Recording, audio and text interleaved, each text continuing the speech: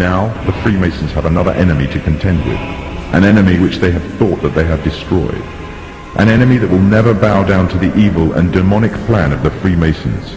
That enemy is Islam, and against it they have declared war. However, the Muslims have already been forewarned about an enemy that will face them, the last prophet of God. Muhammad said that a man will appear after the Muslims have conquered a Roman city called Constantinople. He will first appear as a tyrannical king, then he will be claimed to be a prophet, and finally he will claim to be the Lord God himself. He is the Dajjal, meaning imposter, and he will be born with one eye, and your Lord is not one eye.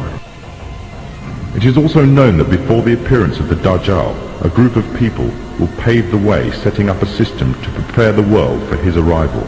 In other words, these forerunner to the Dajjal and their system will bear all the characteristics of the Dajjal, and he will be the final embodiment of these in human form. The forerunners to the Dajjal are none other than the Freemasons. The one eye is one of the ways to recognize the Dajjal. The one eye is the symbol of the Freemasons. It is part of their beliefs and is taken from ancient Egyptian mythology. In their ideology, it represents the Supreme Being, sometimes referred to as the great architect of the universe. The scholars of Islam say that the similitude of the Dajjal is that of the Pharaoh who tarried with the Prophet Moses. The Pharaoh was a tyrannical leader who elevated himself in status and declared himself to be God. He used magicians to create illusions and fool the people, and oppressed all who did not conform to his false religion. Today the Freemasons weave another kind of magic. The illusions they create take the form of hidden or openly propagated messages in films, televisions, cartoons, music, and all the other cogs in their well-oiled media machine.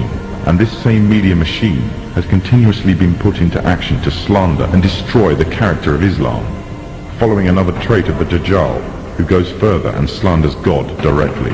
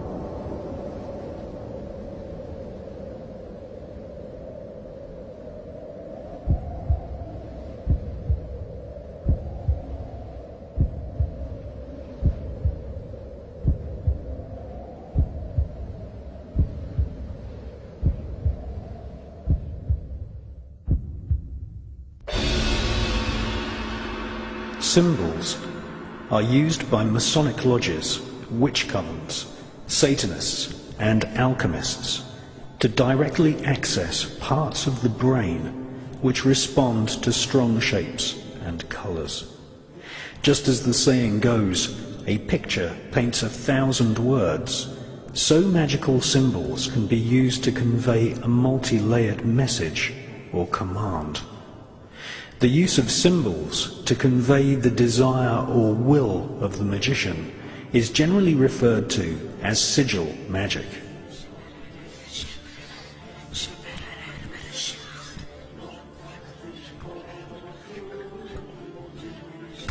To make a magical sigil, you first write down your desire or spell. You then remove all vowels and all repeating consonant letters. You then rearrange the remaining letters into an easily remembered symbol. This symbol, or sigil, contains the original spell. Sigils are often found in company logos. Every time you watch television, visit the supermarket, or walk the street, your subconscious is bombarded with sigils. In fact, you are living in one giant sigil.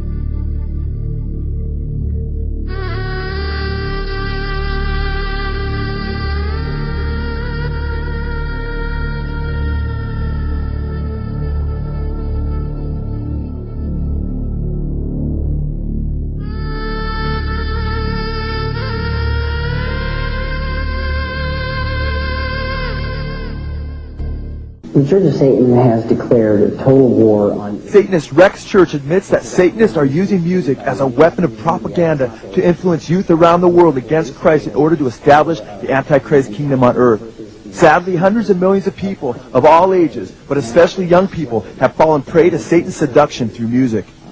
Art, music, writing, effectively what we call propaganda, the dissemination of information to influence what we call iron youth.